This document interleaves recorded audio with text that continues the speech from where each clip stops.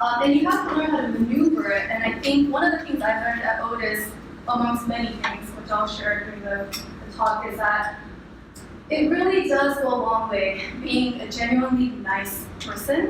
That you can be the best designer, illustrator, advertiser out there, but if you have like the crappiest personality, no one wants to work with you. You know, and so I think if anything, what you can take away from while you're studying here is not only to build your skill set, but with amongst your peers, start building relationships and start to understand what it is to talk amongst your peers, what it feels like to talk with clients. If you have opportunities to do internships, definitely take those opportunities so you can find out what it feels like to work in different work environments. Through John, I got an internship, or he suggested I intern at an advertising company, even though I wasn't studying advertising, so I interned at Deutsch for a summer, and that was a completely different experience than working at another design firm that I did. So it's really good to, you know, kind of spread your wings out and test out different industry, different work environments, small, medium, large, before you graduate, so that you can get a sense of the direction you want to go. And it'll really push you ahead of your peers, because a lot of times when most of your peers will be graduating, they'll be like, oh, I don't know what I want to do. Whereas if you get a head start, by the time you graduate, you'll at least have a direction, and that will already propel you ahead. And even then, you won't know 100%, but at least you'll kind of have a direction. It'll help you to feel more confident when you meet people, because inevitably people will ask first when they meet you, what is your name? What do you do? And then if you tell them what you do, then they're going to definitely ask you, okay, what does that mean? Because a lot of people don't know what it means to be an artist or creative, or you can say I'm an illustrator, but they're like, well, what is that? So you'll have to be able to articulate why you're passionate about it, why you think they should actually give you money to do the work, because you're going to be competing with a whole bunch of other people who probably could be better than you for all you know. So it's like, how are you going to differentiate yourself? And so hopefully my talk today will help you to kind of start thinking about these things, and the importance of really finding your voice, not just in a visual sense, but as an individual. You know, how do you want to present yourself to these people, to the people that you want to reach out to, so that you can start to connect and get work.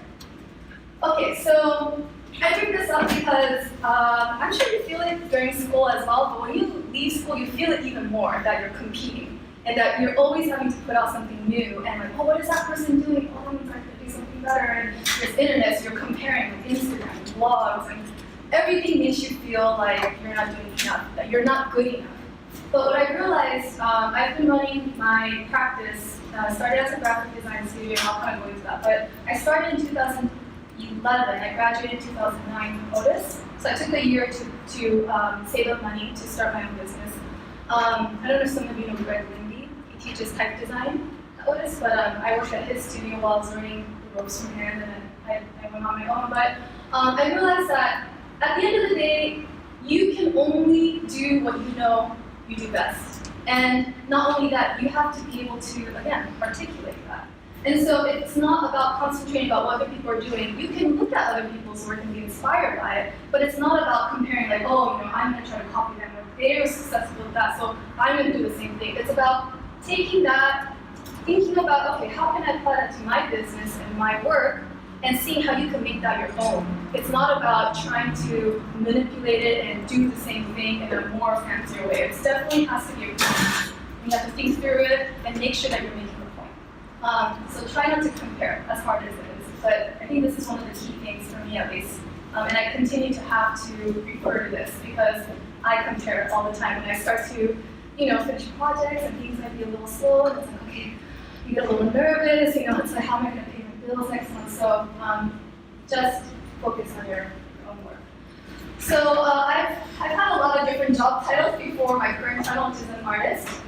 Before coming to Otis, I actually graduated USC with a music major. I was doing music business, and I worked at Capitol Records for a while doing A&R work, and I ended up being the assistant for the head of the company. And through this whole process, every single time I changed careers or changed job titles, I always wondered to myself, is any of this going to ever come into play? Like, I don't know, I feel like I'm bouncing around and I'm not really sure where this is taking me. And even my parents were worried about me. They're like, okay, are you ever going to find a job? You know, like, are you ever going to make money? But when you run your own company, surprisingly, all the experiences that you have, I used to be a waitress, I've been a bank teller, I've been a piano teacher amongst these jobs. It all comes into play, especially when you run your own business, because you have to know how to do so much more beyond just your artwork. So if you have an opportunity to do something that's out of your creative field or out of your comfort zone, definitely take the opportunity and see if that will come into play later on. I have a feeling it definitely will. There's nothing that goes to waste. And the title, my title continues to change too. I still say artist, but you'll see it's kind of like, it's not really one thing that I can kind of put it under. So before I started doing work that I do right now, I graduated graphic design in 2009. I was doing graphic design work for about 6 months, and then I realized that I'm not really good with dealing with clients as graphic design is concerned. I do as an artist. As a graphic designer, I wasn't able to get that. I don't know, it wasn't feeling right. And so I switched over to product design. So this is the very first launch of home goods that I was doing. And I studied silk screening at Otis. And so I silk screened by hand. I learned how to sew. I silk screened the name tags. Everything was done by hand. So this is the first collection. And then some silk screen. And then this is the third season, I think, of it. So I went through a fall, winter, spring, summer, and then another fall, winter collection. And it was fun, but it came to a point where, I can't say the company's name, but they start with an A, everybody knows them. They're also along with Urban Outfitters and kind of that whole category. But they approached me and said, oh, we want to put your products in all of our stores across the US, can you do it? And I'm like a one-man show, and I'm thinking, oh my gosh. And at that point, it's when, again, back to that original quote. What is it that I really want to do as an artist? Do I want to become a manufacturer? And it would require me to become a manager, pretty much. I would have to hire people to sew things, silk screen for me. I would just be telling people what to do, and it's like, I wasn't sure if that's what I wanted. And I thought about, what is it that I want to do as an artist? I love hand processes. I took bookbinding at Otis. I took silk screen, letter pressing, that's my passion. So I decided to actually go a different route. So I turned down that job offer, and I decided to go one-of-a-kind goods. And so I started collaborating with companies individually. They would approach me with a project. I would suggest certain ideas for products and things like that. And so I started to make things original. Still in the product design world, these are some kind of products. I don't know if you're familiar with Coquetto. We're a art company downtown, really beautiful home goods and stuff. If you're interested, check them out. So I was doing a lot of this kind of work, but I was feeling really, how do I say it? It came to a point where I started to feel a little bit stifled and stressed out, and continuing with products, I'm sure you all know, it's a constant needing to put something new out, and it's always feeling like you're in this rat race, like, okay, I gotta put the next season out. And I got to a point where I just burned out, and I couldn't do anything. I got really sick, and I was bedridden to the point where I had to have my mom come out and cook for me and clean the house and stuff, because I literally was just stuck in bed. And I'm still not 100% better. Like, I'm still kind of not, my head is a little bit foggy, and I have like dizzy spells, and it's not 100%. But it made me realize the importance of balance, staying focused to what is that I want to do, and also thinking about why am I doing what I'm doing to the point where I'm getting sick. Is it really that important? And you don't really realize this until you really get sick and you get stuck.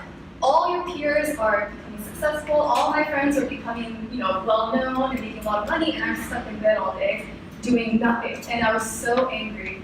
And it really felt like this. I was just in this darkness. I didn't know where I was going. I had to quit all my jobs. Everything was just wiped off the plate for a good year and a half. And during this year and a half, a lot of things changed for me. I started to refocus on what is it that I want to say as an artist. Am I really doing the work that I want to do?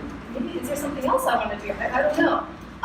And I realized, yes, you have to make the money, but the money will always follow if you are very passionate about what you're doing, because people gravitate towards you when you do really good work. So during this whole time, I started to question what I want to do, things like that, and then I got a message to paint. And so it completely changed my course of direction as far as my career is concerned. But my background's in design, that's what I'm comfortable in. I did not study painting ever, and it's not something I know anything about. So I thought, okay, I'm gonna take some time off to just explore something that I'm comfortable with, which is book design. And so I did this project called Otis. It was just a personal project exploring prefabricated homes at mobile home parks. And it was a time where, I should have brought this book, but if anybody's interested, it's on my website. But I interviewed people who are living there to get an idea of what it feels like to live in a mobile park, because my impression was always very negative. You know, people who are druggies and like people who, you know, are like deadbeats live there, but it's so not the case. You know, I ended up interviewing people who were really wealthy actually, who decided to move to a smaller place because they felt that that was more meaningful to them. So this project started to make me think a little bit more about the idea of having substance behind your work and telling story and making sure that there's something behind what you're creating. You're not just creating beautiful things to put into the world that becomes another part of the, I don't know, disposable things that are out there, that there has to be a reason why we create as creators. How is it affecting other people? So then after this project, I thought, okay, I'm ready to explore painting. Like, what does that look like to me? And is that something that I really gravitate towards? So I started to test out different ways of painting with different mediums, and none of this was resonating, but it's still like my process. And I'm kind of working through this using colored pencils, watercolors, acrylics, and just kind of exploring. And then I hit this. And it's so different from anything I've ever done ever in my creative background, because again, I'm a designer, and so doing abstract work is like the complete opposite, because I'm always a control freak. I want things to be exactly in grids, you know, it's like that's the realm that I come from. But when I was painting, it was the first time that I was able to really let go and paint from something inside. It was just this freeing feeling, and I realized that it was because I wasn't bogged down with, you know, am I making something that someone's gonna like? Are they gonna buy it? Am I gonna make money off of it? How am I gonna sell it? Marketing, PR, all this stuff. It didn't matter. I was just like, I'm just gonna paint whatever I feel. And I put this up just to share on social media, and the response was totally out of this world. Nothing I expected ever. And all the creative work that I've ever done, so many people responding to this, and I couldn't understand why, but I also knew it was probably because they were resonating with this passion that I was trying to express somehow.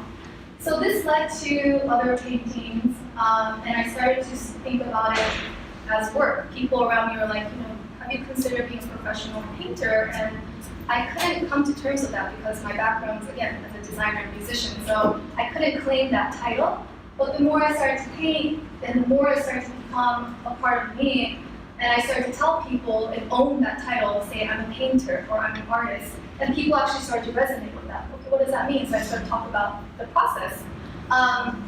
And it's the first time again where, because I'm so passionate about it, people want to know more, and I'm actually talking about it very freely, whereas with design for me, as much as I love it, it seemed more of a struggle to be able to talk about it in a very passionate way. And so all these led to my first job. So I don't know if any of you know King Folk magazine, but they had commissioned me to create a card for they had King Folk gatherings, which is all over the different parts of the world. So this one was for Mashiko, Japan, and they were going to have a gathering there. So they had commissioned me to do a greeting card. This is the front of the card, and then that's the back. I did the lettering. So again, this comes from graphic design, figuring out how the lettering goes, using Photoshop and Illustrator to like manipulate and, you know, figure out how that looks. And I wouldn't have been able to do that without my graphic design background. I would have to hire someone. Even being able to put print on, you know, take a painting and make it into print. All of this background knowledge is from graphic design, so it's being utilized in the work that I'm doing. So this is some of the shots from the actual event. So I painted some paintings for the event that they put up for display, and then it's we had collaborated with ceramicists, and I think there was like a food developer, and also a florist. And This is kind of the layout. So they had all the note cards for each person that was attending, which was really good. And then that led to other work. And so again, you'll start to see kind of a melding of all the different backgrounds that I had. So this one was for Method Home, and it was in collaboration with Design Mill, the blog site, design blog site. They had commissioned 6 artists to pick a fragrance and then represent it in their own way. So there's an illustrator, there's an artist, I think there was a designer, and 2 other creatives. So we had gone in and basically developed nothing what we thought of as a scent. So mine was lavender, so there's that. The picture on the right was my first solo exhibition in Madrid, in Spain. And this also kind of came out of the blue. They just contacted me, they said, "You want to show your work? Do you want to show?" And I said, "Yeah, of course, it'd be great." So all these things, I think, follow because I continued to share my work in a way that I was very passionate about, that I really love painting. And then some other examples of the work I've done. So this one is for florists in Japan, Tokyo, a forager. So I created the painting and also the logo for her, some packaging design for a beauty product, and this is some works for Serial Magazine based in the UK. And again, if I didn't have my graphic design background, if I didn't have the experience at Deutsch for advertising, all these things would be a lot more difficult for me to be able to do as a one-man show, but everything starts to kind of come into play. And this is some commission artwork I did a diptych for this space. So this is more, I would say, traditional art commission. This one's really interesting. So I don't know if any of you know Brian Ora. It's a jewelry company. So a girl named Vanessa Hansford, who graduated with me from Otis, she actually is the head of the company, and contacted me and said, "Do you want to design a ring with us based on your aesthetics?" Vanessa Hansford, I think you might know her. She's kind of quiet. I'm very familiar. Yeah, she has blonde hair.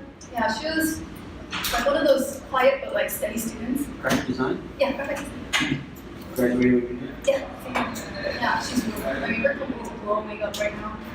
But so even that, it's not in my usual realm, but because I had developed relationships at Otis after you graduate, you never know what your classmates are doing, and so you might end up collaborating together on a project, and you never know where it goes. So that was a really good project.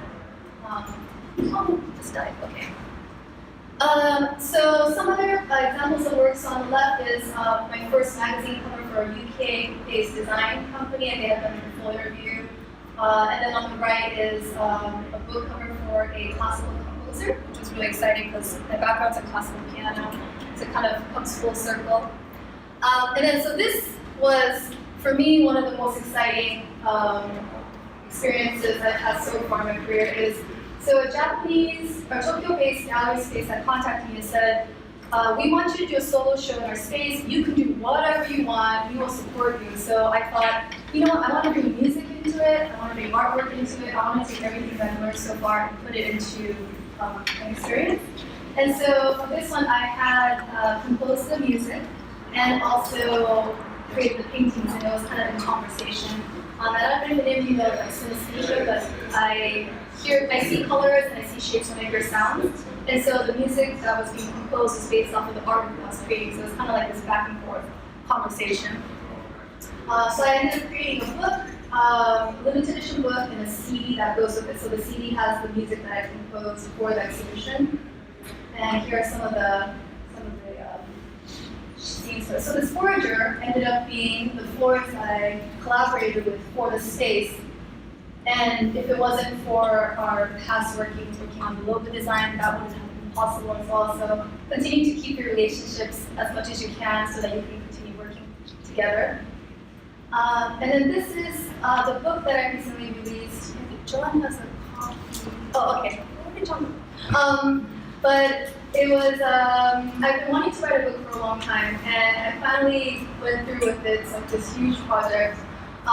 Ended up making 500 copies and selling them, but it was an exploration of not only the process of graphic design, but writing, poetry, and also artwork in there. And so it's continued to be, for me, a launching pad onto other types of work since creating the book.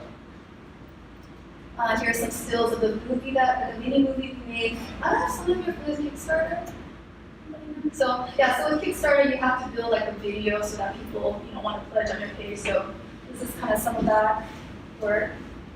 And then because of, I don't know if it's because of that book, but through that, this is a Paris States publication, but it's a Japanese photographer, and they had asked if I could do the cover for their book, and so this was one of the most recent works that I worked on, the project. And then just in September, I finished teaching, finished teaching a workshop. I created some like limited edition totes on the left, and that also, it was because I had worked in textiles before that I could kind of figure out how to lay out the ink and things like that. And then on the right, each student that attended the workshop got like a tote bag as part of their little gift bag. But it was talking about like authentic branding and why do you do what you do. So that's kind of what we explored. But I feel that, as when you're in school, you might be wondering, what you want to do, or should I just be making money, or all these questions go through your mind, like should I go to like a big design firm? At least that's what I thought when I was studying here. Like I need to go to like Pentagram or whatever those big companies are, and that I would be a complete failure if I didn't. But what I've learned throughout this whole time that I've been running my business is that people resonate with what you do if you truly believe in what you do. If you don't believe in what you do, no one is going to believe you. And you have to understand that people, when they hire you, they're not just hiring you, but they're literally trusting you with their money, with their time, with their vision. And all these things, you have to be able to not only take it and make it into something that they can use, but it has to have meaning to them as much as it does to you. So when you run your business, you want to make sure that you are putting that out there, that you really want to be authentic, and you want to be real, and you're not just doing like a service. I mean, unless that's what you want to do, no judgment. If that's what you want to do. But I feel that the work continues to come if you really believe in what you're doing, day in and day out. And that's it. Thank you so much.